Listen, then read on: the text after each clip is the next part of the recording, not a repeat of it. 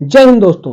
तो हम बात करने जा रहे हैं अमेरिका के दोगलेपन की और दोहरे चरित्र के बारे में, जो कि हमेशा से भारत के प्रति रहा है और भारत की प्रगति रोकने का हमेशा से ही अमेरिका के द्वारा प्रयास किया जाता रहा है। और अमेरिका किसी का सगा नहीं है और अभी भी भारत को नीचे दिखाने का बराबर प्रयास करता रहता है। तो चलिए शुरू करते हैं। तो बात है 27 मई 1964 की, जब भारत के प्रधानमंत्री पंडित जवाहरलाल नेहरू का निधन हो गया था। तो 1964 और 65 के बीच लाल बहादुर शास्त्री भारत के प्रधानमंत्री बने और उसी समय भारत में भुखमरी के हालात चल रहे थे, जबकि भारत पाकिस्तान युद्ध भी 1965 में हो रहा था। तो उसी समय अमेरिका से भारत के प्रधानमंत्री लाल बहादुर शास्त्री जी ने मदद मांगी कि हमें मदद में गेहूं भेजिए। तो अमेरिका ने साफ साफ मना कर दिया था कि हम भारत को गेहूं नहीं दे सकते। और पाकिस्तान का इतना फ्रेंडली कंट्री हो रखा था यूएसए कि इंडिया की मदद करने से मना कर दिया और सुअर को खिलाए जाने वाला गेहूं देने को बोला, जबकि दिया कुछ नहीं था। और जो गेहूं था भारत को दिया जाने वाला, उसे समंदर में फेंकवा दिया था, जबकि भारत को नहीं दिया था। इस तरह से अमेरिका ने 1964-65 में भारत को एक हिट किया था। और उस समय भारत के भुखमरी वाले हालातों में भी अमेरिका ने मदद करने से अपने हाथ पीछे खींच लिए।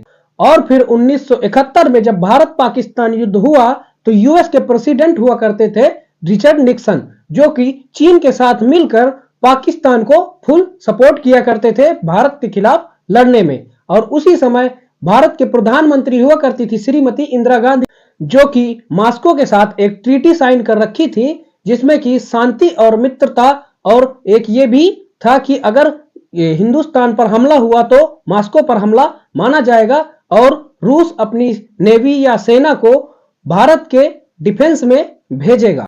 और उस समय कोल्ड वार का पीरियड चल रहा था। वहीं भारत की प्रधानमंत्री इंदिरा गांधी ने पाकिस्तान के साथ फुल फ्लेजेड वार अनाउंस कर दी थी।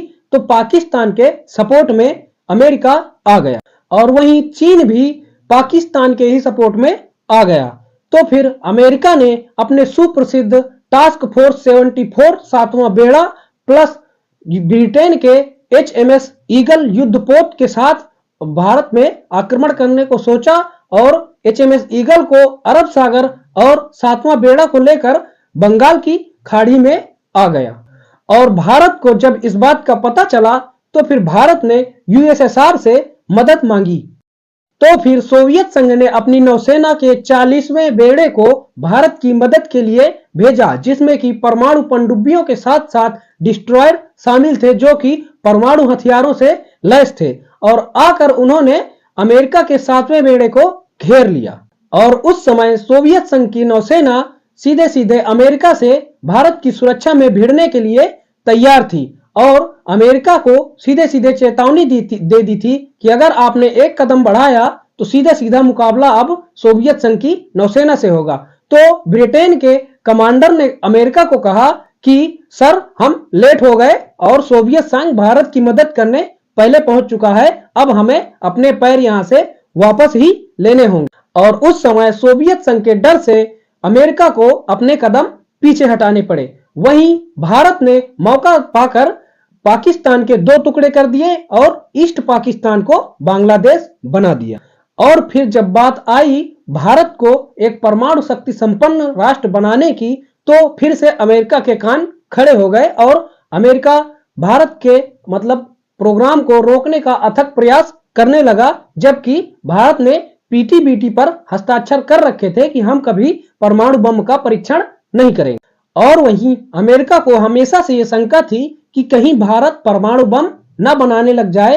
तो भारत के महान वैज्ञानिक होमी जहांगीर भाभा, जो कि परमाणु बम बनाने में सक्षम थे, तो 24 जनवरी 1966 को फ्रांस के मोंट ब्लांक में एक मिस्टीरियस हवाई दुर्घटना करा दी, जिससे उनकी डेथ हो गई। और फिर भारत के स्पेस प्रोग्राम के जो बहुत ही बड़े महान वैज्ञानिक विक्रम साराभाई थे, उनकी भी 1971 में टहलते टहलते एक मिस्टीरियस तौर पर मृत्यु हो गई। और इसके पीछे हमेशा से ही अमेरिका का हाथ माना जाता है, जिससे कि भारत की प्रगति परमाणु बम और स्पेस के क्षेत्र में दसियों साल पीछे चली गई। और फिर 18 मई 1974 को इंदिरा गांधी जी के नेतृत्व में भारत का प्रथम सफल परमाणु परीक्षण पोखरण में किया गया, जिसका नाम स्माइलिंग बुद्धा था। तो अमेरिका इस बात पर बहुत ही ज्यादा नाराज हुआ और फिर 11 मई 1998 में अटल बिहारी वाजपेयी जी के नेतृत्व में भारत का दूसरा सफल परमाणु परीक्षण किया गया, जो कि मिशन शक्ति, ऑपरेशन शक्ति के नाम से किया गया। तो इसके बाद अमेरिका ने भारत के ऊपर सैंक्शन लाद दिए, जिससे कि भारत की पूरी इकोनॉमी तबाह सी हो गई। और इस सब को देखते हुए पाकिस्तान ने भी अपना परमाणु परीक्षण कर लिया, जो कि एक सफल परमाणु परीक्षण रहा। तो उसके ऊपर भी वैसे ही सैंक्शन लगा दिए अमेरिका ने। तो जब पाकिस्तान ने फिर अपने परमाणु बम के राइट्स नॉर्थ कोरिया को बेचना चालू कर दिया, तो उसको देखते हुए फिर सैंक्शन हटाए गए, जिससे कि पाकिस्तान और इंडिया दोनों का उस चीज पर लाभ हुआ और इनसे सैंक्शन मुक्त हुआ। और फिर जब 1999 में भारत और पाकिस्तान के बीच कारगिल युद्ध हुआ, तो उस समय जीपीएस की जो लोकेशन थी वो अमेरिका से भारत के द्वारा मांगी गई कि हमें जो पाकिस्तान के घुसपैठिए घुस गए हैं तो उनकी लोकेशन का पता चल जाए। तो उस पर भी अमेरिका ने भारत को साफ साफ मना कर दिया और जीपीएस देने से मना किया, जिससे कि भारत ने फिर अपना खुद का जीपीएस नाविक उसी समय से बनाना चालू कर दिया और इस समय भारत के पास अपना खुद का जीपीएस नाविक है। और इन सब हालातों से गुजरते हुए अब भारत इस मुकाम पर पहुंच चुका है कि अमेरिका की आंख में आंख डालकर बात करता है, जबकि अमेरिका अभी भी अपने दोगलेपन से बाज नहीं आता और भारत को हमेशा नीचा दिखाने की कोशिश करता रहता है। कभी कभी फ्लाइंग जेट के जो ये इंजन होते हैं इनमें डिले करेगा, कभी जो ये हथियार होते हैं इनकी डिलीवरी में डिले करेगा। तो इस तरह और जो वहां के अमेरिका के लॉ मेकर्स हैं वो कभी भारत के मतलब खिलाफ बयान देते ही रहते हैं और खालिस्तानी जो सेपरिस्ट है वहां पर, तो उनको भी वो सपोर्ट करते हैं फ्रीडम ऑफ स्पीच के नाम पर कि ये अपना फ्रीडम ऑफ स्पीच है, अपना इनका राइट है कि ये प्रोटेस्ट कर सकते हैं भारत के खिलाफ, भारत को तोड़ने के खिलाफ। तो इस प्रकार हमें अमेरिका के दोगले चरित्र और दोहरा चरित्र जो है वो देखने को मिलता है। इससे पता चलता है कि अमेरिका आज तक भी किसी का सगा नहीं है। तो यह है वीडियो का अंत। थैंक्स फॉर वॉचिंग और ऐसे ही वीडियो देखने के लिए इस चैनल को सब्सक्राइब करें। तो मिलते हैं नेक्स्ट वीडियो में, तब तक के लिए जय हिंद।